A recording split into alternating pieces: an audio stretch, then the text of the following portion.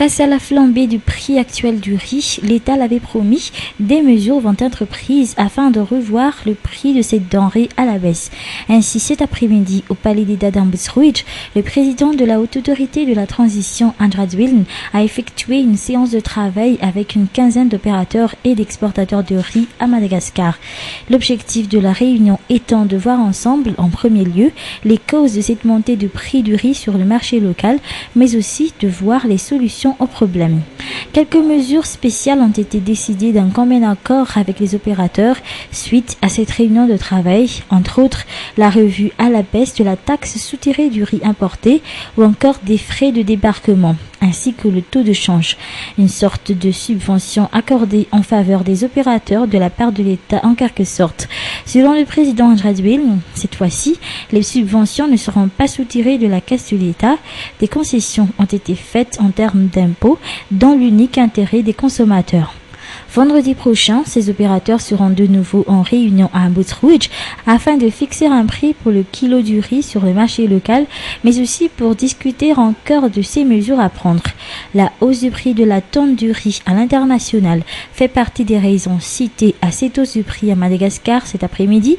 En effet, depuis le début de cette année, la tonne du riz est passée de $380 à $470 actuellement.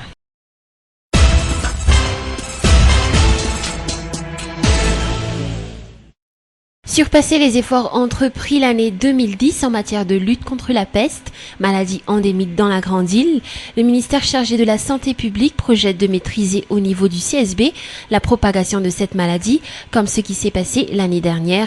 À cet effet, le ministère prévoit de mettre en place différentes mesures, entre autres informer et former la population sur la nécessité de la propreté et de la salubrité de l'environnement, faire également une descente sur terrain et effectuer une désinfectation et une dératisation, car il ne suffit pas d'exterminer les rats, mais tout de suite les brûler pour éviter la propagation des bactéries et des microbes. Pas plus tard qu'hier, le ministère a octroyé une formation sensibilisation de certains responsables auprès de la Cisco pour que ces derniers puissent ensuite informer les parents d'élèves, les élèves et la population en général sur cette maladie. Outre cela, le ministère de la Santé publique se chargera également de toutes les dépenses afférentes au traitement dans le cas où il y a maladie. Actuellement, l'on compte 12 régions touchées habituellement par la peste bubonique et la peste pulmonaire. 41 districts ont été victimes de cette maladie. Majunga est la seule région côtière touchée par ce fléau depuis 1898 du fait de son altitude supérieure à 800 mètres, une des conditions favorables à la propagation de cette maladie selon les responsables médicaux. Les spécialistes ont une fois de plus incité la population à brûler de suite les cadavres de rats, car rappelons-le, les corps sans vie propagent de suite des microbes et des bactéries dès qu'ils n'ont plus de vie.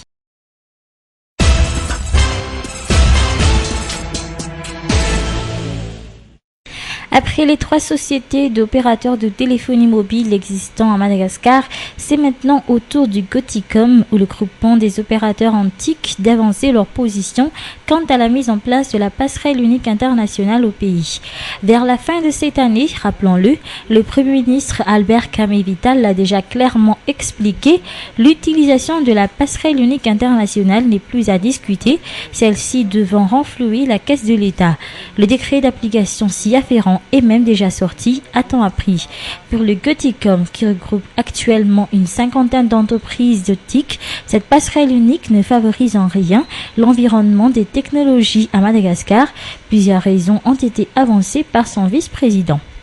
D'abord un problème de coût. En passant par cette passerelle, le coût des télécommunications va augmenter, ce qui va en fait rendre les entreprises de l'association et les entreprises TIC en général moins compétitives. Donc ça veut dire quoi? Ça veut dire qu'on va perdre du terrain sur les marchés internationaux d'externalisation.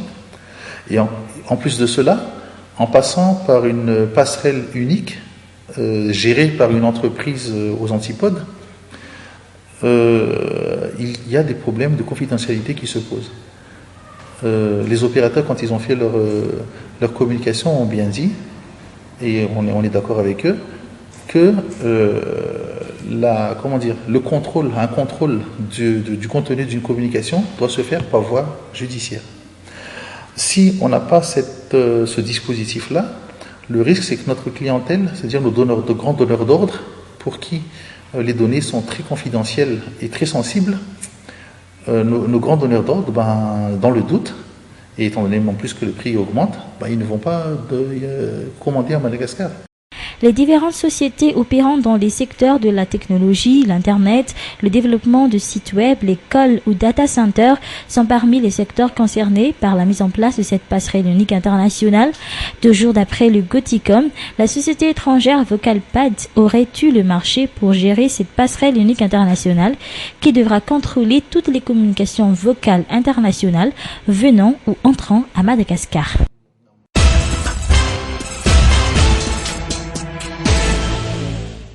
Prochainement, le ministère de la Communication procédera à la relance de la procédure d'appel d'offres relative à l'utilisation de fréquences audiovisuelles.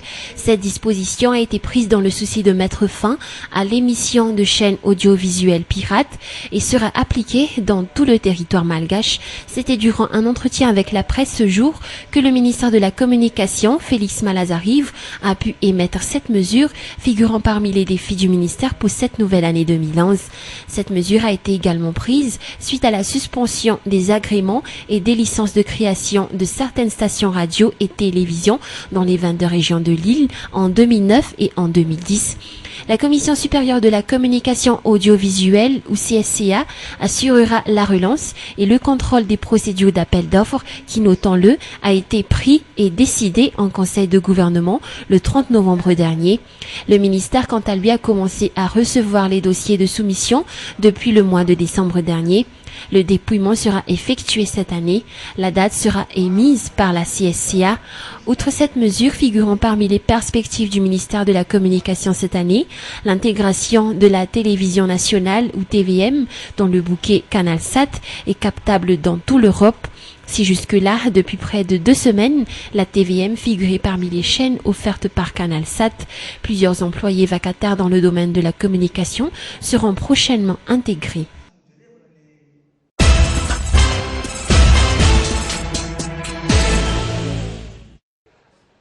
Les généraux Rawel Najan Ejnien, Noël Rakut Nanjasan, ainsi que le lieutenant-colonel Charles Angiana Swavn ont comparu de nouveau devant le doyen des juges d'instruction près du tribunal d'Anous ce matin. Le véhicule pénitentiaire les conduisant en ce lieu était arrivé vers 9h30. Lors de son entrée dans le palais de justice, une révélation sur la relation qu'il a entretenue avec le président de la Haute Autorité de la Transition a été faite par le lieutenant-colonel Charles. Il a également avoué que le 17 novembre dernier, avec les 16 autres officiers, il a tenté de faire un coup d'État afin de prendre par la force le pouvoir. D'après les explications, ces militaires mutins ont été convoqués devant le doyen des juges d'instruction pour une confrontation avec le chef d'état-major général de l'armée malgache, le général Njiardzona André, qui était lui aussi présent à Anous ce matin. Face aux questions de la presse, aucune information de plus n'a été donnée par ce haut responsable au sein des forces armées, une attitude qui laisse entendre qu'il veut laisser à la justice d'exercer sa fonction en toute sérénité. Après 2 heures de confrontation, ces militaires ont été renvoyés à la maison centrale de Tiafa en attendant le prochain procès sur cette affaire.